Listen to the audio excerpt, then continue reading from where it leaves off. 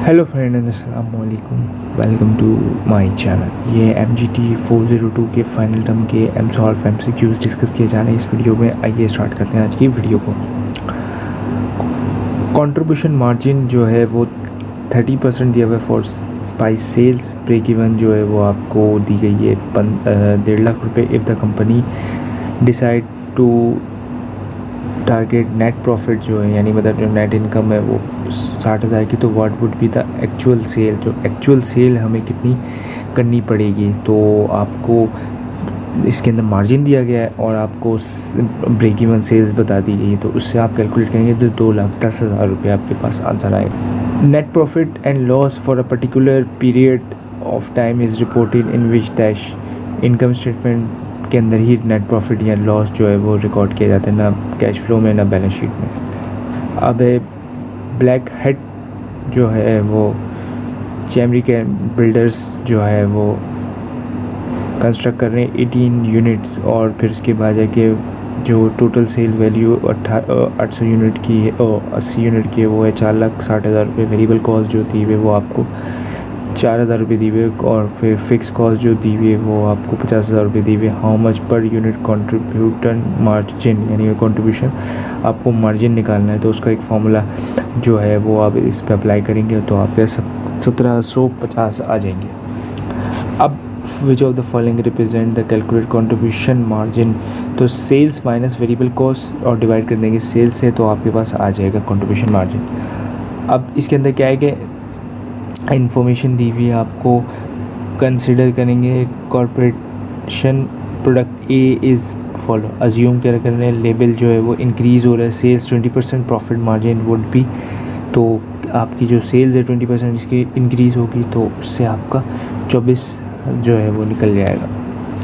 अब while constructional अब break even chart gap between sales line and variable line जो होता है वो, यानी जो सेल्स है और उसकी ब्रेक इवन लाइन है, उसके अंदर क्या होता है, कंट्रीब्यूशन मार्जिन की जो है वो लाइन होती है। इस तरीके से all of the following are the object test budget except जो है मैक्सिमाइज सेल्स क्या है, इंक्रीजिंग कॉस्ट जो है वो, कॉस्ट जो है वो यानी कि मतलब प्रॉफिट मार्जिन बढ़ जाएगा कंपेट विद कंपटीशन जो है, लेकिन जो अगर आप इंक्रीज़ कॉस्ट कर देंगे तो उससे आपके जो है वो मैक्सिमाइज सेल हो सकती है। अब usually first step in the production of master budget वो क्या होता है, सेल्स बजट जो है वो आपको कैलकुलेट करना पड़ता है। फोरकास्टिंग यानी सेल्स की कितनी सेल्स होगी, मास्टर बजट का पहला स्टेप जो है वो ये है। अब master budget is usually paying with production जो है वो सेल्स बजट, ऐसी बात है पहले भी हम देख चुके हैं, सेल्स बजट ही होता है। इसी तरीके से which of the following is a process by which the manager analyse the option available date to course of action by, तो वो कौन कौन से डिसीजन मेकिंग जो है वो आपकी ना डेल्फी टेक्निक है ना कोई और मेथड है, तो वो डिसीजन मेकिंग है। अब which of what is the starting point of variable cost line in the break even at zero production, तो जो it must be start from origin, यानी मतलब जो स्टार्टिंग ओरिजिन से ही स्टार्ट होगी, क्योंकि जैसे तो प्रोडक्शन जो है वो ज़ीरो है तो स्टार्टिंग जो है वो ओरिजिन से ही होगी। अब which of the following must be required for the preparation of production cost budget, तो सेल्स रुपीज़ जो है वो आपके पास होना चाहिए, तो उसके बाद आप बना सकते हैं। इज एक which of the following cost will be consider as controllable cost, जो है direct material, direct labour, FH, तो ये सारी कॉस्ट जो है वो आप कंट्रोल कर सकते हैं।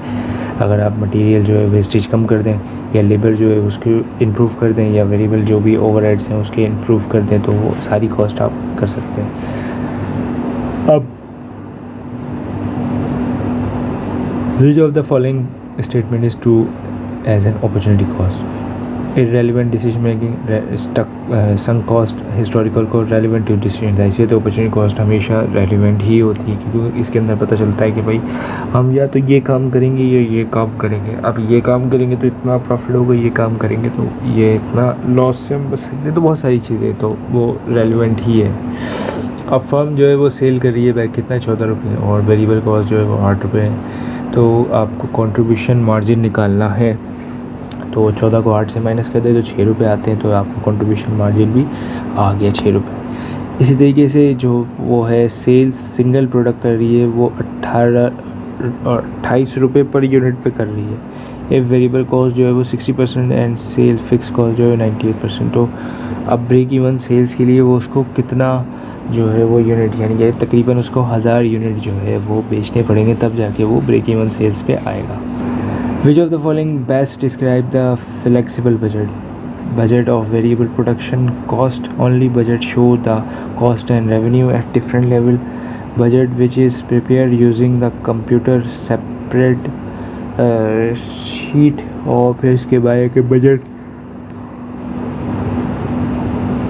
which is update to actual cost and revenue as it occur during the budget period. तो इसका सही आंसर है budget show the cost and revenue at different level of the activity. Which of the following is a process by which the manager analyze the option available to set of course of goal? तो वो जो है वो decision making जो है वो ना कोई डेल्फी टेक्निक है ना सिस्टमेटिक एरर है। और which of the following is not true about the difference cost? तो different cost is between buying and form of outside and making, ये सही आंसर है। बाकी हम आंसर देख लेते हैं। It is about concept of variable cost is take account condition addition fixed cost occur। बड़ा अजीब से बात लिखी हुई है। which the passage of time change the situation difference cost will be, ये भी अजीब सी बात है extraordinary। तो आपका आंसर जो है वो थर्ड लास्ट है। In short decision making which of the following dash to be? Time value of money जो है वो कंसिडर नहीं की जाती, क्योंकि शॉर्ट टर्म के लिए डिसीजन मेकिंग है ना, तो टाइम वैल्यू ऑफ मनी नहीं की जाती। विच of the following is dash traditional approach of costing? Absorption costing है या कंट्रीब्यूशन कॉस्टिंग है, डिसीजन मेकिंग है या फिर मर्ज है? तो एब्जॉर्प्शन कॉस्टिंग है। अब cost of operating finish goods जो है वो कितनी है? 2000 रुपये कॉस्ट है। टू बी प्रोड्यूस कितना है? 60,000। ऑपरेटिंग जो एक्सपेंस है। तो विच of the following cost of goods sold? आप जाहिर सी बात है आपको कॉस्ट कितनी है? Cost of goods sold purchase cost जो है वो आपकी और ऑपरेटिंग एक्सपेंस। तो आपको कॉस्ट ऑफ गुड्स सोल्ड किया नहीं तो आपने 2000 और 6000 को ऐड कर दिया, 8000 आ गया आपके एक्सपेंस को। जैसे एक्सपेंस है तो उसका कॉस्ट ऑफ गुड्स से कोई ताल्लुक नहीं है। In decision making all of the cost is already incurred in past always be ignore. जो पास्ट में हो चुका है उसको हटा देते हैं डिसीजन मेकिंग के अंदर। If the product and goods can not be sell split off at the point which allocation the hypothetically market value based की जाती है। सेलिंग प्राइस नहीं की जाती, ना इनकम बेस किया जाता है, ना कॉस्ट बेस किया जाता है। अब which of the following given budget tell us that to be, यानी कि financial effective. Which of the following which of the given budget tells the financial efforts? Financial efforts जो है वो किस में बताया जाता है? प्रोडक्शन कॉस्ट बजट के अंदर ही बताया जाता है। अब पेड कॉस्ट आर क्या होते हैं? Expenditure when the production sold include in cost और रिलेटेड टू स्पेसिफिक पीरियड, यानी जो पीरियड कॉस्ट है वो स्पेसिफिक पीरियड के लिए ही होती है। अब सेलिंग प्राइस जो दी हुए वो 15 रुपये दी हुए, टोटल वेरिएबल कॉस्ट जो है वो 9 रुपये दी हुए, तो टोटल फिक्स कॉस्ट जो है वो 15 रुपये। तो हमें क्या बनाना है? ब्रेक इवन यूनिट निकालना है। तो इसका फॉर्मूला जो था उसके अंदर पुट करेंगे तो ब्रेक इवन यूनिट 2500 आ जाएंगे आपके पास। While construction break even chart the gap between the sales and variable जो है वो कंट्रीब्यूशन मार्जिन की, ये पहले भी आ चुका है। अब which of the following is the traditional approach of costing? Absorption costing approach, ये भी पहले आ चुका है। Under which of the following all the cost production as consider as production cost regardless whether the variable और fixed? Absorption costing के अंदर जो है वो की जाती है। मार्जिन कॉस्टिंग के अंदर तो हम फिक्स कॉस्ट जो है वो हटा देते हैं, लेकिन एब्जॉर्प्शन कॉस्टिंग के अंदर ये सारी चीज़ें ऐड की जाती हैं। अब which of the following is true in case of positive contribution margin? Well profit and loss both are possible, जो है profit will occur at the fix, ये कोई बात नहीं है, इसके अंदर profit and loss are possible. Which of the following is not consider as external factor while preparing the sales budget? Availability of material and supplies, government rules, market fluctuation and competition success. तो availability of material and supplies. Which of the following term is not included in FOH budget? तो तो वो है direct material, indirect labor, power and fuel, and direct material cost. After the development of master budget, which of the following can be used to compare actual performance with budget? तो सारी चीज़ें active ratio, capacity ratio और efficiency ratio और सबको compare किया जा सकता है. तो all of given option answer. A chemical product has no normal wastage नहीं है इन प्रोसेस. कितने 3000 रुपये किलो जो बना रहे हैं, लेकिन जो एबनॉर्मल है वो 15% है. तो 15% एबनॉर्मल है, तो put in what is the quantity of produce to achieve. तो आपके 9750 जो है वो आपके पास आंसर आएगा. कैसे आएगा?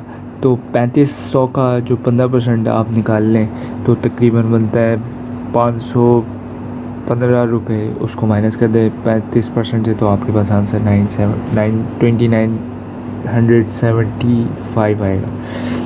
अब DOH प्रोड्यूस कर रहा है कितने 30,500 यूनिट जो है वो प्रोड्यूस. ईच यूनिट टेक जो है वो क्या करता है, वो करता है L, यानी कि component L is budget.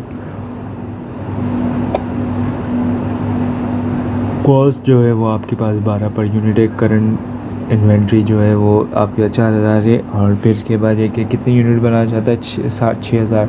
Eight the end of how much direct material shown the cost to be, यानी कि जो कॉस्ट होगी कितने यूनिट्स, यानी जाहिर सी बात है वो है वो 6000 यूनिट करना चाहता है. तो 12 यूनिट का है तो उसको आप मल्टीप्लाई करेंगे तो आपके पास आ जाएगा 3,90,000 रुपये. Which of the following is constitution that based on which joint cost are frequent allocated. वो मार्केट कॉस्ट जो है वो एलोकेट की जाती है. अब कंपनी ए फिक्स कॉस्ट जो है वो 42,000 रुपये और वेरिएबल कॉस्ट जो 24,000 रुपये और सेल्स जो है वो 80,000 रुपये, 8,000 यूनिट की. तो what will be the break even sales. तो ब्रेक इवन सेल्स जो है वो आपको निकालनी पड़ेगी क्योंकि इसके अंदर यूनिट दिया हुआ है और आपको सेल्स दी हुई है और फिर वेरिएबल कॉस्ट भी दी हुई है, फिक्स कॉस्ट भी दी हुई है. तो आपको सेल्स निकाली तो 6,000 यूनिट आएगा. और environmental filter company is planning to sales air filter system कितने के 2,500 रुपये के. वेरिएबल कॉस्ट जो है वो 1500 है. फिक्स कॉस्ट जो है वो 10 लाख रुपये. What with the break even sales हम निकालेंगे तो वो 10 लाख रुपए की अगर हम सेल्स करेंगे तो ब्रेक इवन पे आएंगे. A plan express in financial term में बी एस बजट. ऐसी बात है बजट के ज़रिए ही आप किसी को एक्सप्लेन कर सकते हैं कि भाई ये चीज़ जो है वो इस तरीके से. Which of the following is true for direct labour. It prepare for sales budget, it prepare for production budget. ऐसी बात है डायरेक्ट लेबर जो है वो प्रोडक्शन से रिलेटेड है तो प्रोडक्शन बजट ही सही आंसर है. अब usual first step in production of master budget जो है वो सेल फोरकास्टिंग है. हमेशा सेल्स को देख के ही आप फोरकास्ट करेंगे. अगर इस साल सेल बढ़ने वाली है तो उस तरीके से बजट बनाएंगे. इस साल सेल्स अगर गिरने वाली है आपको लगता है किसी भी रीज़न की वजह से, चाहे वो नेचुरल कैलामिटी आ जाए या फिर इकनॉमिक हालात गिर जाए, तो सेल्स बजट जो है वो इम्पॉर्टेंट होता है forecasting. When using a flexible budget जो है वो decrease in production level in relevance range. तो इसका decrease in variable cost, decrease total cost, increase total fix cost, increase variable per unit cost. So सही answer भी last वाला है.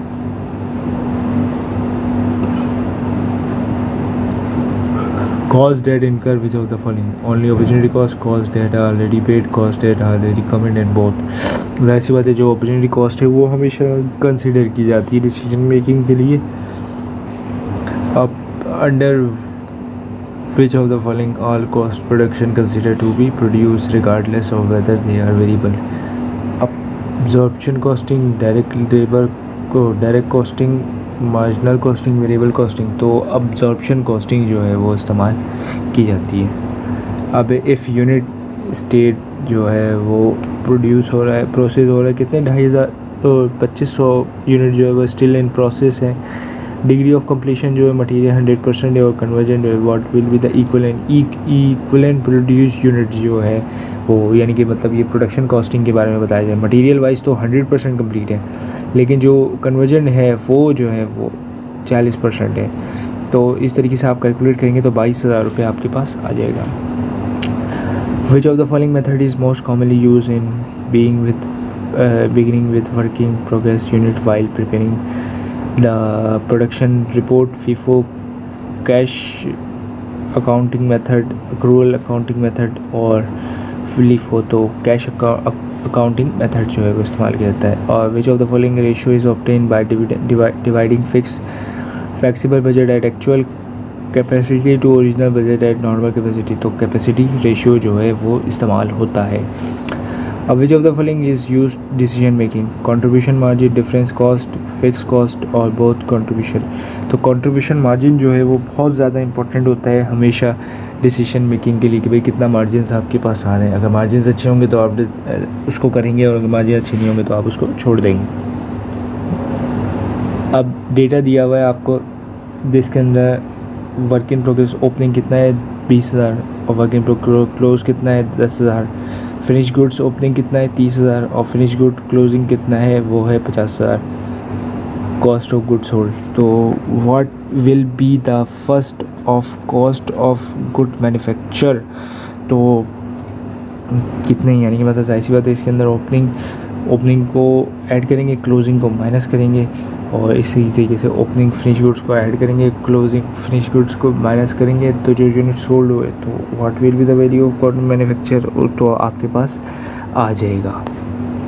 अब कॉस्ट ऑफ मटेरियल जो है वो फीफो में कितनी है 5,000 रुपये। डायरेक्ट लेबर जो है वो 30,000 रुपये। फैक्ट्री ओवरहेड जो है वो 15% 150% है डायरेक्ट लेबर के। यूनिट कितने सोल्ड हुए आपके 800, और कितने 30 रुपये पर यूनिट पे, तो 25 आ गए।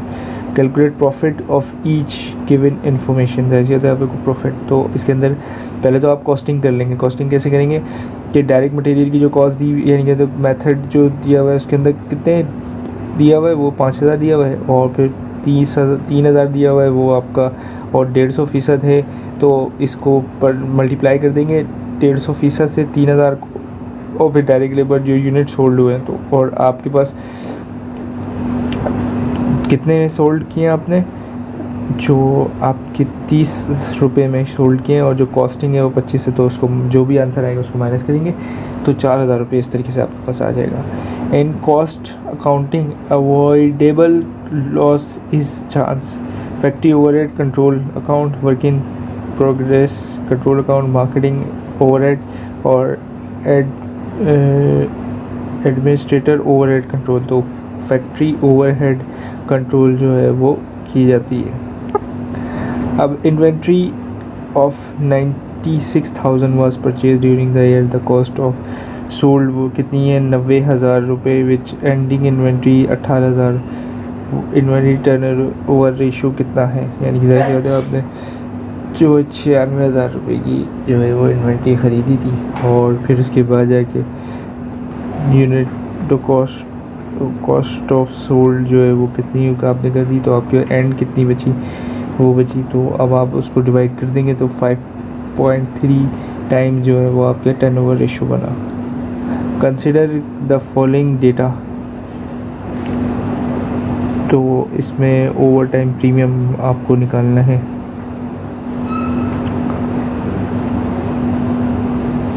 If budget factory overhead actual volume is कितना है 7,40,000 रुपये। एक्चुअल फैक्ट्री ओवरहेड जो है वो कितना है, तो वो आपका 7,10,000 रुपये। तो वेरिएबल अंडर, क्योंकि माइनस करें आप 7,40,000 से 7,10,000 रुपये को, तो 30,000 होगा, तो वॉल्यूम जो है वो कम हो गया। अब revenue for sales by the product can be listed as income statement. Other income जो है वो सेल बाय प्रोडक्ट जो है वो उसमें रिकॉर्ड की जाती है, क्योंकि ऐसी बात है वो आपका मेन बिजनेस नहीं है उसको सेल करना। इसी तरीके से which of the following are the costing approach. Process costing technique जो है वो अप्रोच की जाती है। Income statement budget except all general and administrative expense जो है वो सारे नहीं आते इसके अंदर, बाकी सारी चीज़ें इसके अंदर आती हैं। अब which of the following rate is use in production cost budget. तो प्री डिटरमाइंड रेट जो है वो आपका इस्तेमाल होता है बजट में। फ्लेक्सिबल बजट जो है वो कितना दिया हुआ है 73,400, एक्चुअल बजट जो है वो 76 है। आइडेंटिफाई द एक्सपेंड ओवर, यानी मतलब बजटेड जितना दिया हुआ है तो आपका ख़र्चा कितना हो गया, तो अंडर अनफेवर हो गया 3700 रुपये का। मैं उम्मीद करता हूँ आपको ये वीडियो समझ में आई होगी, हेल्प करेगी आपको फाइनल टर्म के एक प्रिपरेशन के अंदर। Thank you for watching this.